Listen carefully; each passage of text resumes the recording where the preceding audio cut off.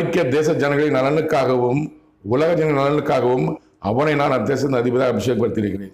கமலஹாசன் தான் அதிபர்னு சொன்னார். கடவுள் மாற்றிக்கொண்டு அமெரிக்க தேச ஜனங்கள் நலனுக்காகவும் உலக தேச ஜனங்கள் நலனுக்காகவும் அவரை டொனால்ட் ட்ரம்ப் அமெரிக்க அதிபராக கடைசி நேரத்தில் அபிஷேகப்படுத்தினார் கடவுள்.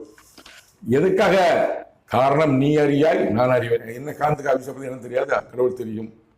அக்காரணத்தை விரைவில் நீ அறிவாய். எதற்காக அமெரிக்க தேச அதிபதியாக கமலஹாசன் பதிலாக டொனால்ட் ட்ரம்பை கொண்டுதான் என்பது காரணத்தை விரைவில் நம்ம மனிதன் அறிவார்.